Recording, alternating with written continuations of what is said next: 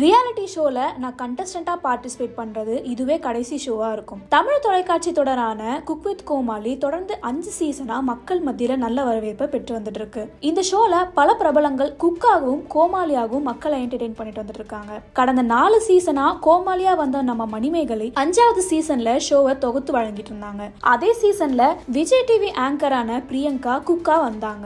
ஆரம்ப காலத்துல ஷோ ரொம்ப ஸ்மூத்தா போனாலும் சமீபத்துல மணிமேகலை பிரியங்கா கிடையே நிறைய கருத்து வேறுபாடு உருவாச்சு. இது தொடர்பா மணிமேகலை தன்னுடைய இன்ஸ்டாகிராம் பக்கத்துல இனிமே நான் குக் வித் கோமாளி ஷோல ஒர்க் பண்ண போறதில்ல அப்படின்ற ஒரு போஸ்ட போட்டிருந்தாங்க. இதுக்கு என்னதான் காரணம் அப்படின்னு அவங்களுடைய ஃபாலோவர்ஸ் எல்லாருமே கேட்க துவங்கினாங்க.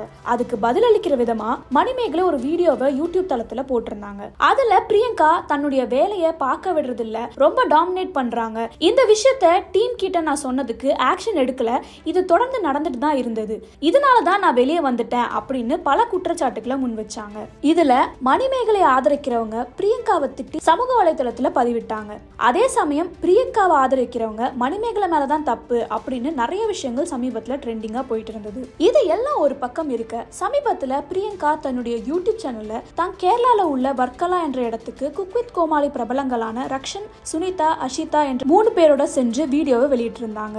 அந்த வீடியோல இதுவும் கடந்து போகும் அப்படிங்கிற பாட்டை பாடிக்கிட்டே எனக்கு நிம்மதி முக்கியம், நம்மை சுற்றி வரும் பிரச்சனைகள் எல்லாம் இதோட போகட்டும், கடலலை போல நம்ம துரத்தும் விமர்சனங்கள் நம்முடைய மனதை பாதிக்காத வகையில் போகட்டும் அப்படின்னு பேசியிருக்காங்க. அதே போல என்னுடைய வாழ்க்கையில எந்த பிரச்சனைகள் வந்தாலும் அதை நான் தலையில ஏற்றிக்கொள்ள போவதில்லை, இப்போ எனக்கு எதிராக நடக்கிற எல்லாமே இதோட நிற்கட்டும் அப்படின்னு பேசியிருக்காங்க.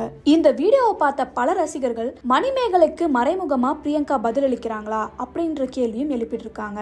ஆனா இந்த வீடியோ பிரியங்கா 1 மாசத்துக்கு முன்னாடி போன ட்ரிப்போட வீடியோட 2வது பாகம். இருந்தாலும் மக்கள் எல்லாருமே இந்த பிரச்சனை இவங்களுக்கு இடையே ரொம்ப காலமா போயிட்டு இருக்கு போல அப்படின்ற கோணத்திலையும் யோசிச்சு கமெண்ட் பண்ணிட்டு இருக்காங்க. இது எல்லாத்துக்கும் உச்சமா நேத்து குக் வித் கோமாளியோட ஃபைனல்ஸ் நடந்தது.